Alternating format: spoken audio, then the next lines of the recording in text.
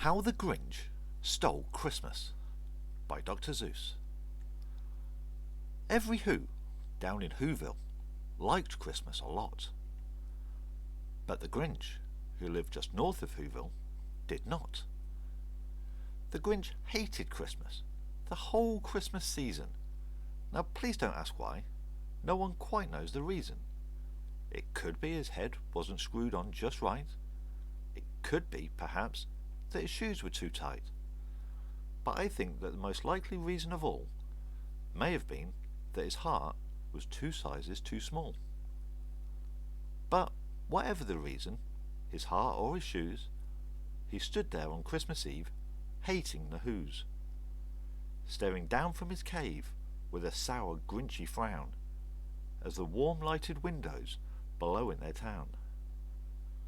For he knew every Who down in Whoville beneath was busy now hanging a mistletoe wreath.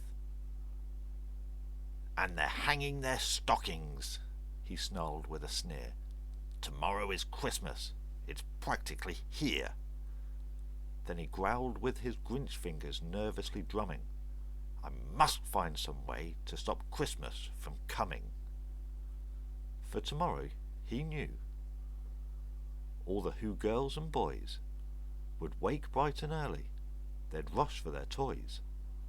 And then, oh the noise, noise, noise, noise. That's one thing he hated, the noise, noise, noise, noise.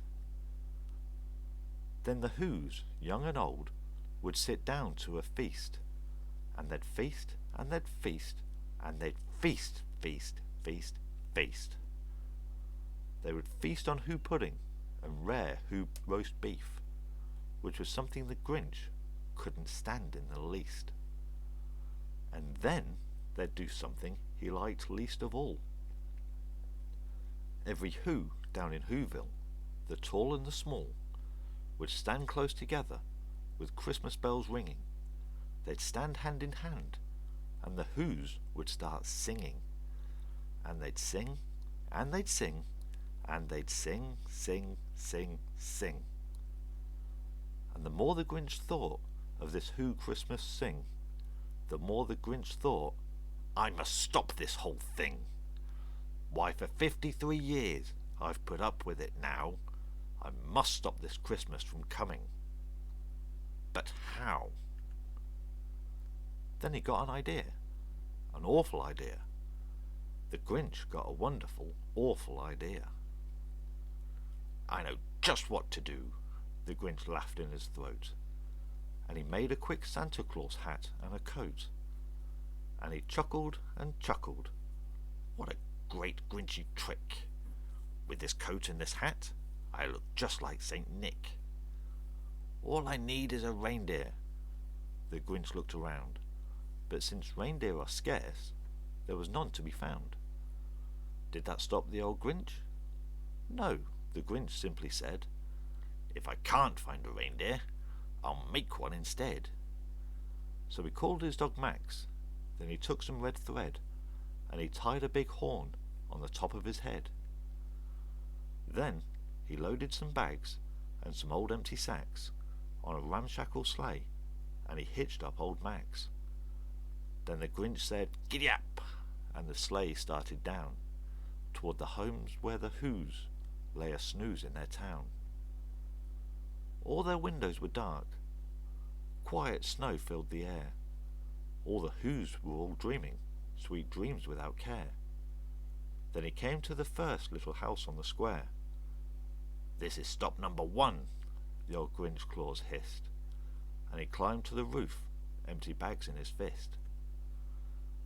Then he slid down the chimney, a rather tight pinch, but if Santa could do it, then so could the Grinch. He got stuck only once, for a moment or two, then he stuck his head out of the fireplace flue, where the little Who stockings all hung in a row. "These stockings," he grinned, "are the first things to go." Then he slithered and slunk, with a smile most unpleasant, around the whole room, and he took every present. Pop guns and bicycles, roller skates, drums, checkerboards, tricycles, popcorn and plums, Then he stuffed them in bags. Then the Grinch very nimbly stuffed all the bags one by one up the chimney. Then he slunk to the icebox. He took out the Who's feast. He took the Who pudding. He took the roast beast. He cleaned out that icebox as quick as a flash. Why, that Grinch even took their last can of Who hash. Then he stuffed all the food up the chimney with glee. "And now," grinned the Grinch, "I will stuff up the tree." And the Grinch grabbed the tree and he started to shove, when he heard a small sound like the coo of a dove. He turned around fast and he saw a small Who, little Cindy Lou who was no more than just 2. The Grinch had been caught by this tiny Who daughter who'd got out of bed for a cup of cold water. She stared at the Grinch and said, "Santa Claus, why? Why are you taking our Christmas tree? Why?" But you know, that old Grinch was so smart and so slick. He thought up a lie, and he thought it up quick. "Why, my sweet little tot," the fake Santa Claus lied, "there's a light on this tree that won't light on one side. So I'm taking it home to my workshop, my dear. I'll fix it up there, then I'll bring it back here." And his fib fooled the child. Then he patted her head, and he got her a drink and sent her to bed. And when Cindy Lou Who went to bed with her cup, he went to the chimney and stuffed the tree up. Then the last thing he took was the log for the fire. Then he went up the chimney himself, the old liar. On their walls he left nothing but hooks and some wire. And the one speck of food that he left in the house was a crumb that was even too small for a mouse. Then he did the same thing to the other Who's houses, leaving crumbs much too small for the other Who's mouses. It was 1/4 dawn, all the Who's still abed, all the Who's still a snooze, when he packed up his sled. Packed it up with their presents, their ribbons, their wrappings, their tags and their tinsel, the trimmings, the trappings. 3,000 feet up at the side of Mount Crumpet, he rode with his load to the tip-top to dump it. "Pooh-hoo to the Who's," he was grinchiously humming. "They'll find out now that no Christmas is coming. They'll just wake up, I know just what they'll do. Their mouths will hang open in a minute or two. Then the Who's down in Whoville will all cry, boo-hoo." "That's a noise," grinned the Grinch, "that I simply must hear." So he paused, and the Grinch put his hand to his ear. And he did hear a sound rising over the snow. It started in low, then it started to grow. But the sound wasn't sad. Why, the sound sounded merry. It couldn't be so. But it was merry, very. He stared down at Whoville. The Grinch popped his eyes. Then he shook. What he saw was a shocking surprise.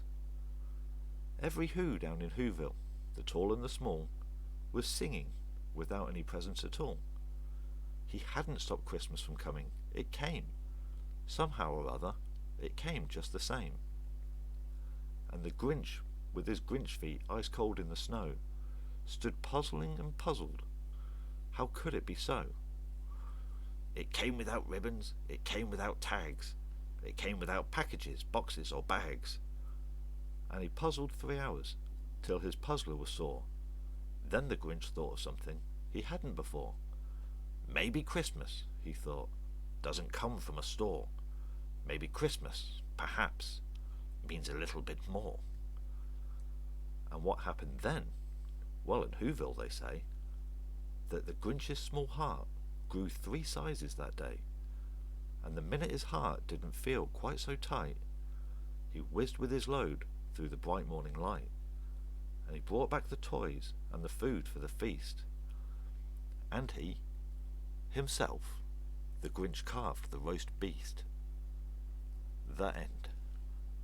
That's all from Storytime with Pap-Pap. I'll see you again tomorrow.